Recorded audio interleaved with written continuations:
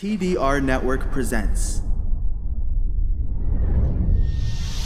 Inspired 2015.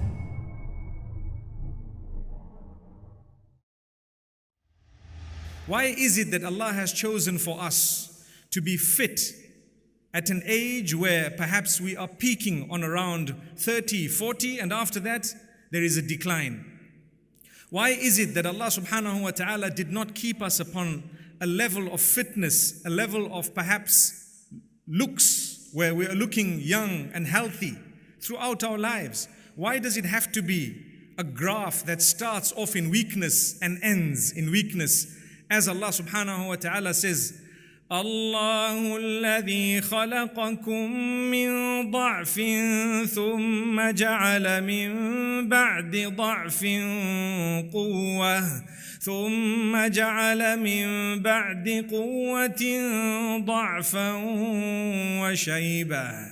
It is Allah who has created you in weakness. When you were initially born, when you came to this world, you were very weak.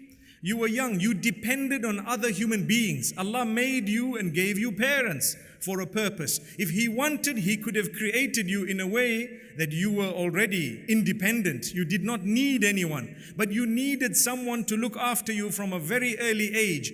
And when you are in your peak, He wants you to look after the very people who looked after you when you were a little baby. And once again, when you grow older, He says, we grant people the peak, and after the peak of strength, they become weak again and they develop gray hair.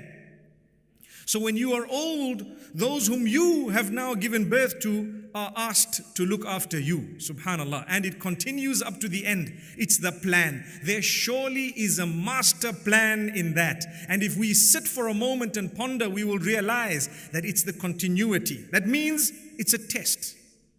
You will never ever perhaps agree with everything your parents do, even if they are non-Muslim, even if they are involved in something unacceptable. It does not stop you from being kind or decent or good to them. Like Allah subhanahu wa ta'ala says, وَإِن جَاهَدَاكَ عَلَىٰ أَن تُشْرِكَ بِي مَا لَيْسَ لَكَ بِهِ عِلْمٌ فَلَا تُطِعْهُمَا وَصَاحِبْهُمَا فِي الدُّنْيَا مَعْرُوفًا.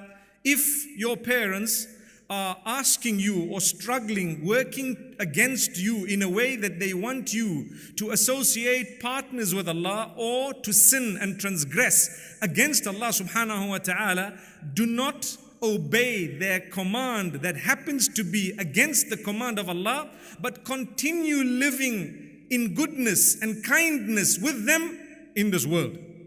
Which means even if you have non-Muslim parents, you need to be kind to them. You need to speak with respect. You need to try and serve them in the sense that you might want to spend money on their clothing, on their food, on their accommodation. It's not wrong. Even if they're non-Muslim. What is wrong is when they tell you to do something against the instruction of Allah subhanahu wa ta'ala, that is where you draw the line.